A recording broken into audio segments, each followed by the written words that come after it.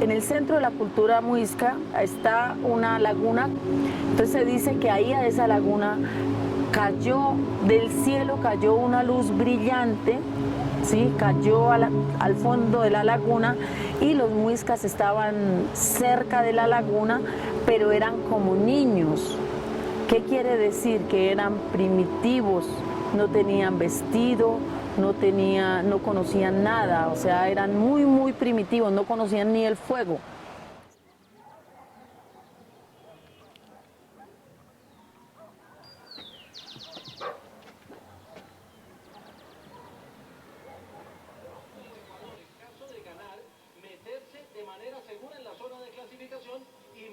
El lago de Tota tiene muchas leyendas y uno de ellos pues era una serpiente, ¿no?, que se movía por todo el lago, realmente. ¿Sí? Era un espíritu protector, es como una serpiente, bueno, es el dibujo, que se movía por todo el lago y que se movía y que cuidaba el lago de Tota. Eso consideran los muiscas.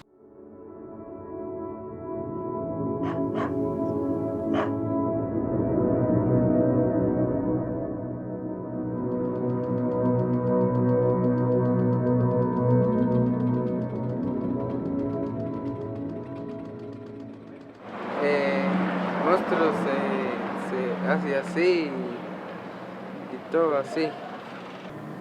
Monstruos, no hay monstruos. No, señor. ¿Sí? Sí, fueron al colegio y nos mostraron, y nos dijeron. Porque lo que no existe es un mito, una leyenda. Una leyenda. No se la encontraba. Bajaron a muchos metros y ya el agua los El agua no congelaba. El agua no deja porque eso es congelado. El lago de Tota es todo para los colombianos, por lo menos para los que vivimos aquí.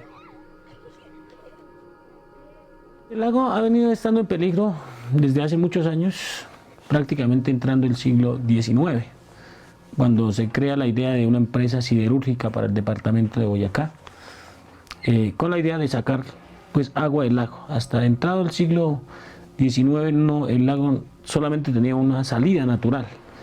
Y ya con la idea de la empresa, pues salió el agua en un aproximado de 1.700 litros por segundo.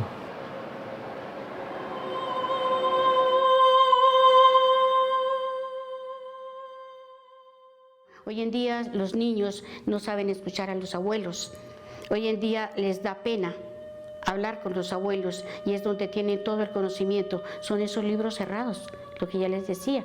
Son libros cerrados que no se atreven a abrir un libro y ese es el abuelo. La quinoa, el amaranto y la parte de naturaleza. La madre que nos da la vida, la madre tierra. Regresar al pasado es vivir y revivir la historia, es volver otra vez a contarles qué es la importancia de lo que es la palabra, es retomar la historia otra vez, es como aprender de allí, oye, ¿cómo vivían nuestros ancestros? Los españoles obviamente venían buscando riquezas, buscando oro y esmeraldas, pues se han construido también muchos mitos alrededor de los españoles que llegaron acá y lo que venían era pues buscando tierras, buscando indígenas a su servicio. Muchos se quedaron acá, murieron y algunos otros dejaron descendencia en donde pues ya se genera la mezcla genética y cultural con los indígenas. Al Señor, nosotros los hijos de Dios.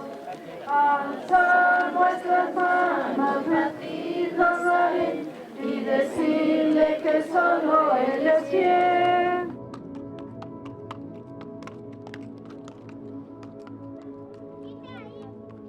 Cuando de la laguna salió una mujer con un bebé en brazos. Después del destello de luz salió una mujer con un bebé en brazos, pero no era una mujer común y corriente, era una mujer que despedía destellos su cuerpo y el bebé también. Eran brillantes, tenían mucho brillo, no eran personas normales. Cuando ella sale y encuentra a los muiscas tan primitivos, ella lo que hace es organizarlos por familia y enseñarles toda la esencia de la cultura muisca. Les enseña cómo cultivar, cómo hacer la cerámica, cómo hacer los vestidos, les enseña cómo extraer el fuego, cómo hacer sus casas, cómo obtener el oro. Y esto es fique. Fique, que de acá sacan la fibra. ¿Sí conocen la fibra de fique? Al final queda la fibra, que es una fibra muy dura con la que se hacían las suelas de los zapatos que usaba el muisca para las danzas rituales, y con la que se hacen sombreros, se hacen sombreros, mochilas, muchas cosas. De hecho, yo digo que esta es la planta del futuro porque esta será la solución a los empaques plásticos. Fue en 1945 cuando introdujeron la trucha arcoíris desde Canadá. Cuando la trucha se aclimatizó al lago, entonces, digamos, una decisión equivocada hizo que se trajera una planta para que generara un hábitat que se llama la elodea. Es una planta originaria de Brasil. Y esta planta, pues digamos que empezó también a aclimatarse, a hacerse al ecosistema y a crecer dentro del todo el espejo de agua. También en el 75 se crea la industria piscícola en el lago de Tota, que son jaulas que están dentro del espejo, cuyas heces fecales, la materia de heces fecales, pues se empezó a diluir en el lago o a sedimentar en la parte baja, y sirvió de fertilizante también para la elodea. Entonces la elodea en estos momentos ocupa un espacio considerable del lago de Tota. Es un problema grave. La elodea sí es grave el problema porque está creciendo sin control. ¿Qué sentiría usted si el lago desapareciera? Mucho, se extrañaría mucho, por todo. Cuando la Gran Madre fue enseñando, organizando por familias en cultura matriarcal, fue caminando en círculo por la cultura muisca hasta llegar a donde inició, ¿sí? Cuando llegó a ese lugar ya el hijo era adulto y él también pues ayudó a organizar las familias, a enseñar tantas cosas. O sea, tardaron muchos años haciendo ese recorrido hasta llegar al punto donde comenzó.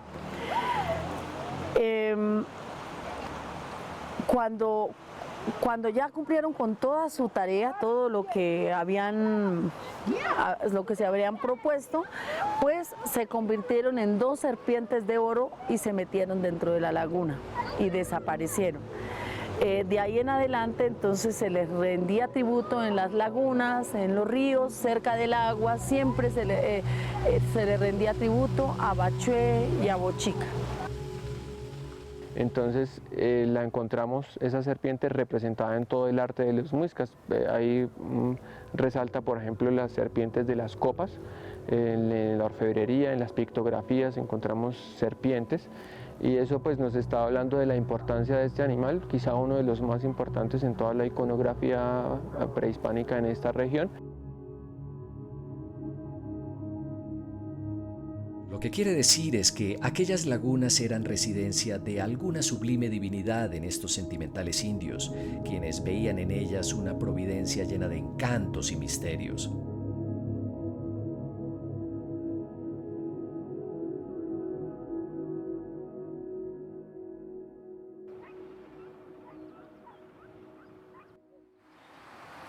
El área de cultivar cebolla pues está en toda la orilla del lago. Se cultiva cebolla en toda esta área se cultiva. Hoy en día ya incluso siembran por aquí también cebolla. Lo que generó fue una práctica agropecuaria, de pronto no la mejor práctica agropecuaria actual, ¿no? Los primeros cultivadores de cebolla, pues ellos tuvieron que haber sembrado sin químicos, sin abono, sin nada, y las tierras muy fértiles. Cuando llegó el producto, o se hizo comercial la cebolla, entonces al mismo tiempo llegaron los agroquímicos, llegó el abono y generó pues también exceso de nutrientes por lixiviados hacia el lago. Y ahí tenemos pues digamos otra problemática fuerte que sería el tema de la cebolla. O sea que al final la religión católica dominó como a todo el mundo fue con arte, porque se metieron como en el mismo cuento, sí, y empezaron también a contar historias, pero ya con la parte católica empezaron a contar historias diabólicas con la parte de los muiscas para aterrorizar.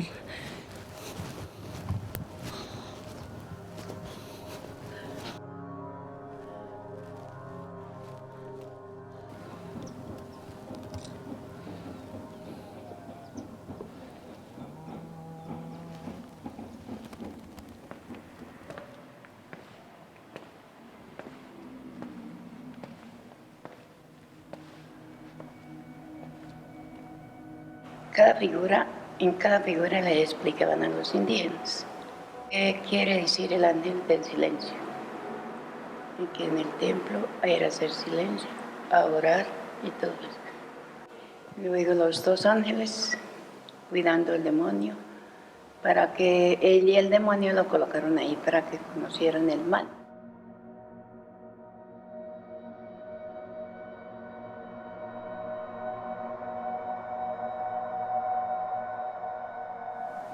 Porque ellos no sabían que había Dios ni nada, sino únicamente adoraban era el sol, la luna, lo que veían, ¿no? Eso. El dragón es el misterio que hizo Dios en el cielo, ¿no? De colocar el San Miguel Arcángel y el demonio a pelear, a ver quién ganó. Entonces siempre San Miguel ganó porque está el dragón ahí, todo dominado. Y ahí se ve la imagen del dragón como estaba, ya mejor dicho, vencido. Bueno, los católicos, ese dragón es feo, porque el mal es así, feo. El demonio se presenta en cualquier parte, de cualquier forma, hasta de niña bonita, para engañar a los hombres.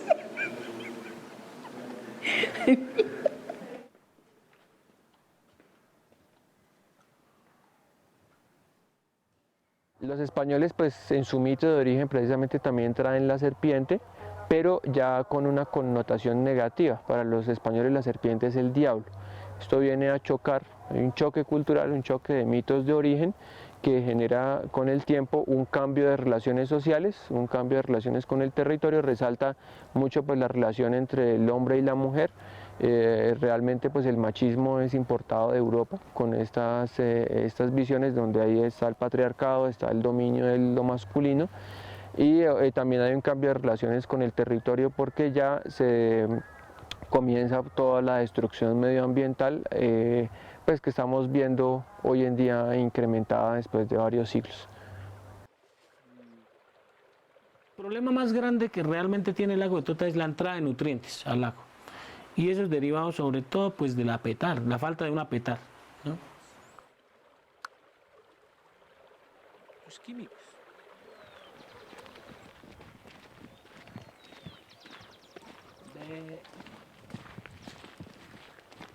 Pues la función es tratar el agua negra, ¿no? Pero en ese entonces tenían que dividir las aguas lluvias, la lluvia, recoger el agua y mandarla a un río lejos, y solamente aquí las aguas negras. Pero esa obra nunca se hizo, no se hizo la separación, y el agua llegó y dañó la planta. En este momento no funciona. Estas aguas negras, aguas de las casas, acá, en este tubo.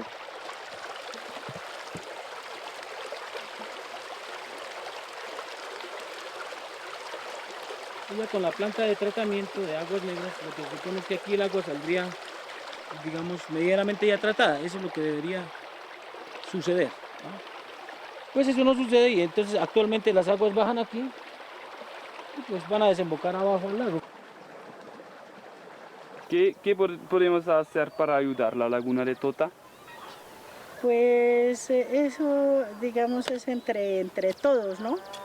Entre, digamos, que de los que venden los químicos, de los que uno debe cuidar y enseñarle a uno a sus hijos.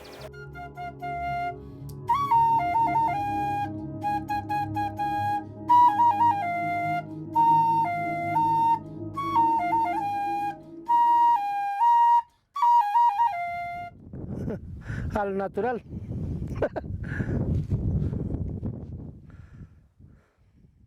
Nos echa la culpa acá a los campesinos, que es los que contaminamos el lago, pero porque las entidades que han estado a cargo acá del lago nunca se han preocupado por educar al campesino, educarlo, porque es que el campesino somos como los niños pequeños, y no nos atacan o no nos dicen, mire, hasta acá podemos hacer tal cosa, mire, esto es malo, esto es contaminación.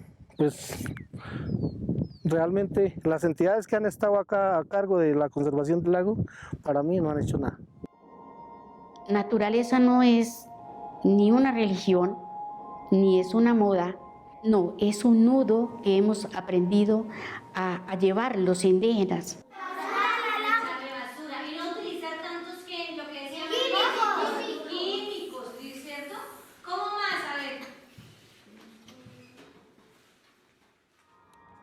Es que desde que nacen los niños en lo indígena, el abuelo, el ancestro que viene de atrás, le enseñó al abuelo y el abuelo le enseña al hijo, llega el otro hijo y así, entonces consecutivamente pues se le está enseñando la importancia de aprender a vivir con la tierra, de aprender a respetar la madre tierra, de vivir en la naturaleza, porque eso es lo que somos.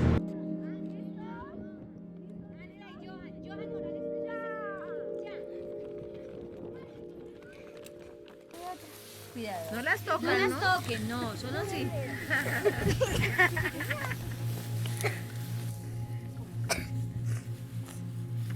Rico como el polen.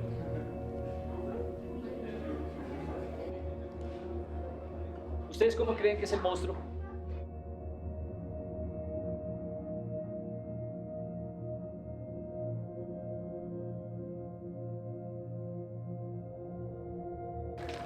¿Por qué dibujaste tu monstruo así? Porque así es como me lo imagino. Y vive en el lago de Tuca.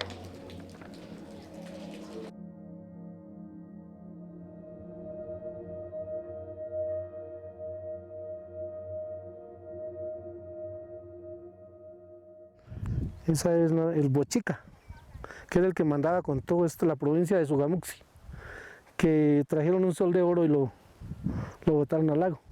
Pero eso es algo que hace muchos años y que no, pues verificarlo sería difícil. Esa es la leyenda que yo de pronto medio he escuchado, de que esto era en la provincia de Sogamuxi, todos los pueblos así alrededor de Sogamoso eran gobernados por un señor Bochica, y que él fue el que trajo un sol que para que no se lo robaran los españoles, vinieron y lo botaron al lago, ¿no? No.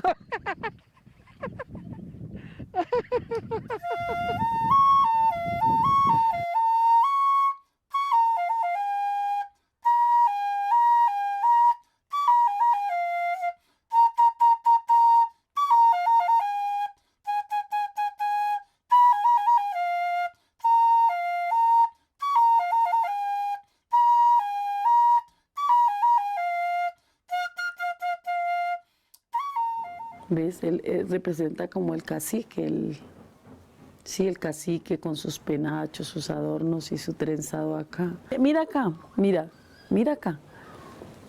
Tiene oro. No conocemos la primera técnica. Yo digo, los españoles cuántos no romperían y boterían de esto sin saber que tenían oro?